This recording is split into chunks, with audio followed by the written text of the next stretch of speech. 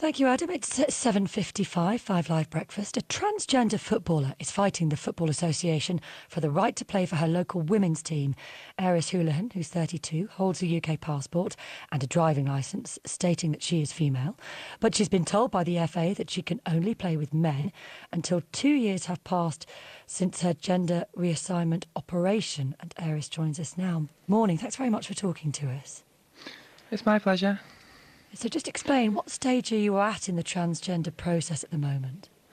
So basically I've been on hormones since January 2012.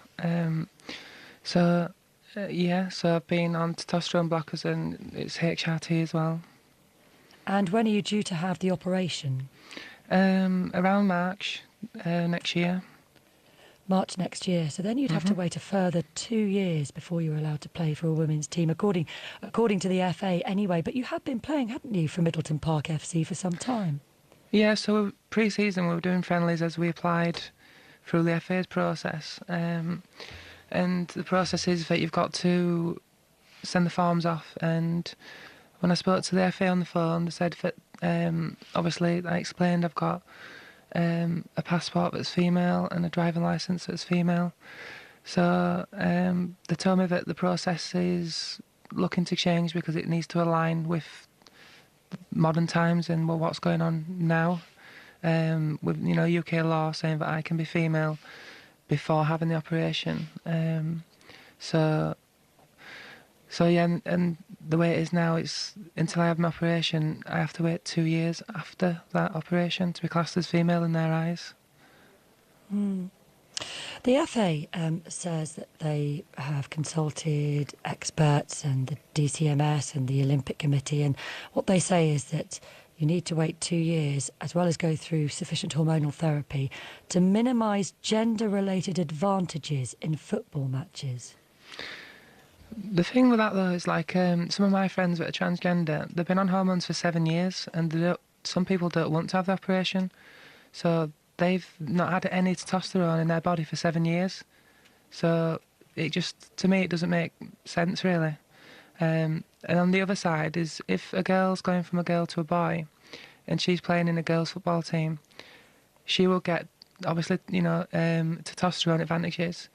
So does she just stay in that girls' team with testosterone advantages, and because she never wants to have an operation, she would never join a male team? She'd just be having that advantage playing against girls, basically. Does that make sense? Yeah, I can see. Yeah, no, it does. I can see there are loads of kind of blurred lines, aren't there? Do you think that you have any kind of physical advantage at the moment?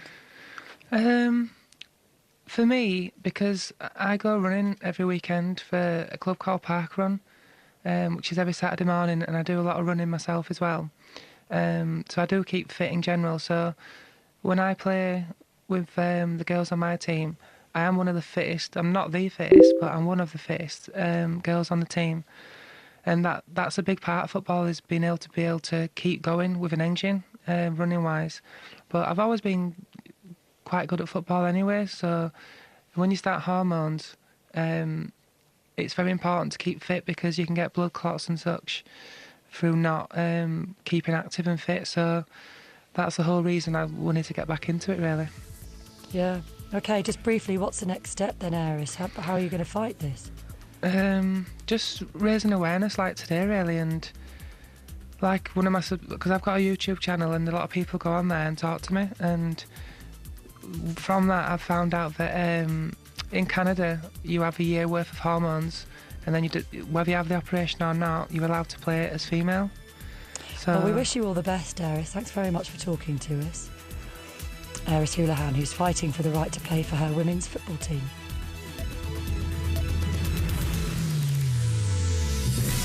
First for breaking news and the best live sport. This is BBC Radio 5 Live.